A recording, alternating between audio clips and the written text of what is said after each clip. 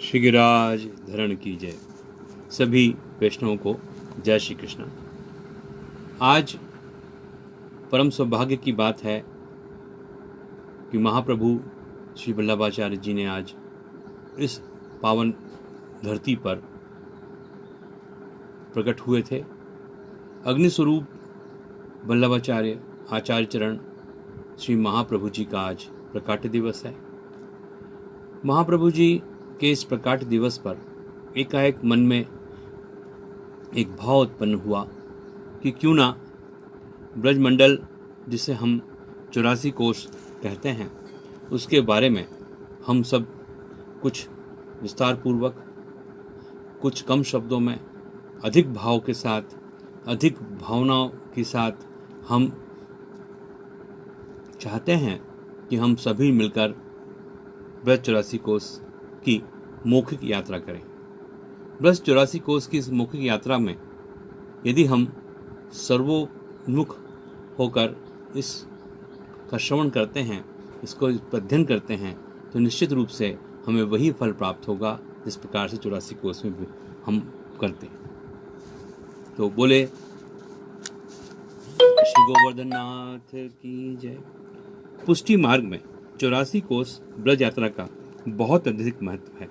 प्रत्येक पुष्टि मार्गी वैष्णव से यह अपेक्षा की जाती है कि वह अपने जीवन में कम से कम एक बार 84 कोस की यात्रा आवश्यक रूप से करें और अपने जीवन को सार्थक बनाएं।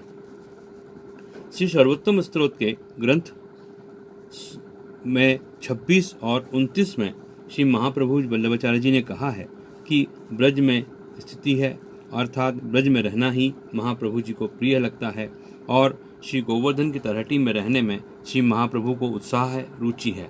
ऐसा क्यों है? कारण यह है कि ब्रज स्वयं पर ब्रह्म श्री कृष्ण रसात्मक प्रभु का निज धाम है, वह उनका घर है।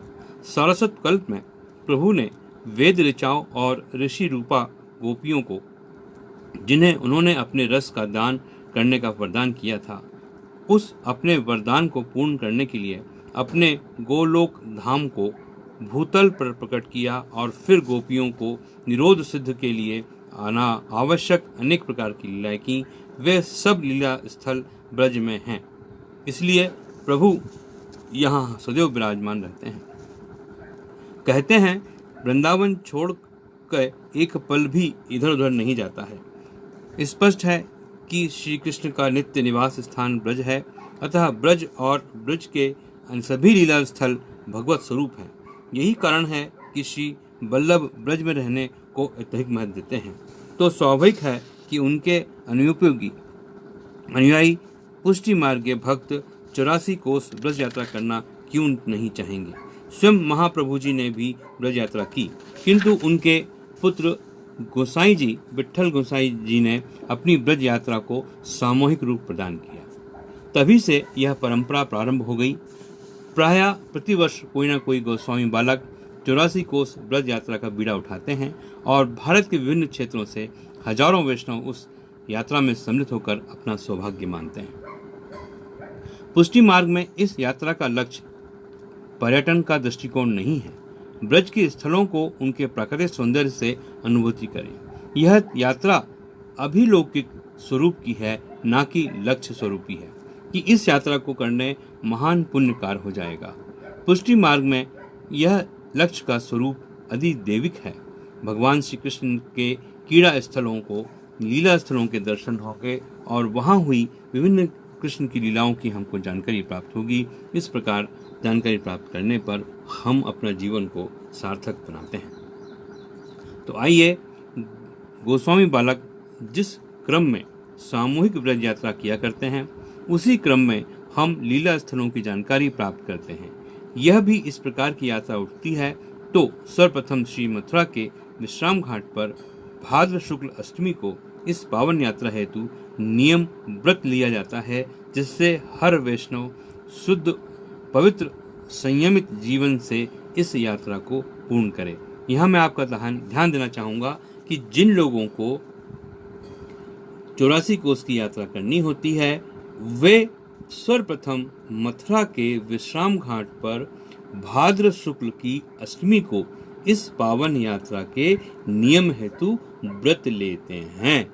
भले ही यात्रा आप कभी प्रारंभ करें, लेकिन इस दिनांक को, इस तिथि को निश्चित रूप से विश्राम घाट पर पहुंचकर श्री यमुना जी के समक्ष उपस्थित होकर हम पावन यात्रा का एक नियम व्रत वहां पर संकल्प करें, व्रत करें, संकल्प करें, फिर हम अपनी यात्रा कभी भी शुरू करें। लेकिन यात्रा करने से पहले हमको अष्टमी, भाद्र शुक्ल की अष्टमी को इस पावन यात्रा का नियम और व्रत लेना चाहिए। तो यहीं से और इसी स्थान से यात्रा का शुभ श्री गणेश होता है। इस यात्रा का प्रथम मुकाम जो है वह है मधुवन। अब मधुवन के संबंध में जो अभी तक शास्त्रों में कहीं ना कहीं वर्णित है, जिस प्रकार से आज तक लोगों को ज्ञान प्राप्त हुआ है, उसके अनुसार यमुना जी के युद्ध की सात्विक सखी माधुरी का यह निकुंज है। चतुर्थ युग की पटरानी यमुना जी के युद्ध की सात्विक सखी का नाम था माधुरी, और यह स्थान मधुवन माधुरी के नाम से बना, और यह वहां पर माधुरी जी का निकुंज है। इस सखी के प्रेममय आतुरतापूर्ण मनोरथ के कारण भगवान श्री कृष्ण यहाँ पधारे और सखी द्वारा सिद्ध सात्विक सामग्री को अरोगा, झूला झूले, जल विहार किया। इसी से कुंड कृष्ण कुंड कहलाता है। इसी समय श्री ठाकुर जी द्वारा मधु दैत्य का भी यहीं पर वध किया गया था। यहीं भक्त ध्रुव जी का टीला भी है। भक्त ध्रुव ने यहीं बैठकर तपस्या की थी। तो मधुबनी के जो स्थान है, मधुबन के रूप में जो प्रसिद्ध है, उसमें 3 महत्वपूर्ण बातें हमारे समक्ष आती हैं। पहली यह कि यहाँ पर श्री माधुरी जी का निकुंज है, और माधुरी जी के निकुंज में भगवान श्री कृष्ण वहाँ पधारे थे, और इस माधुरी सखी द्वारा सिद्ध किए गए सात्विक सामग्री को अरोगा, झूला झूले और जल विहार किया। इसीलिए यहाँ पर एक कृष्ण कुंड बना हुआ।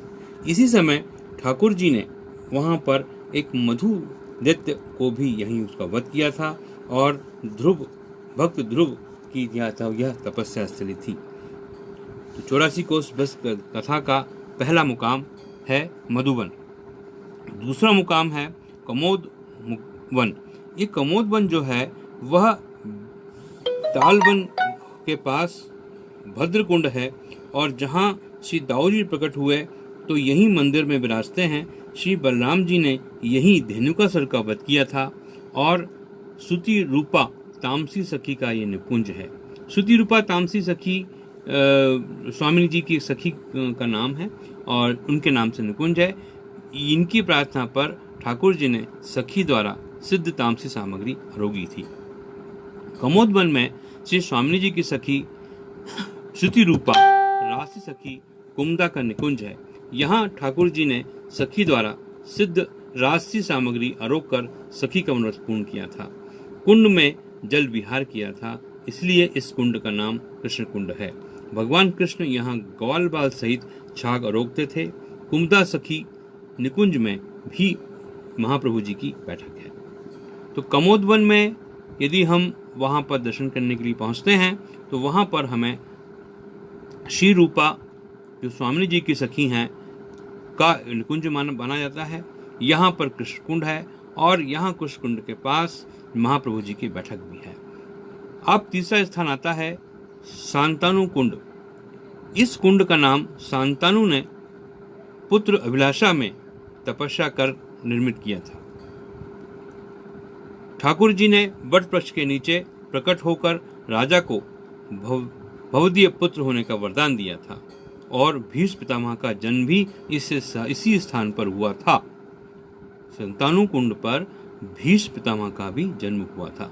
राजा ने ठाकुर जी की इच्छा पर उन्हें यहाँ पर सतुआ आरोगाया था। भगवान श्री कृष्ण ने यहाँ पर सत्तू आरोगा था।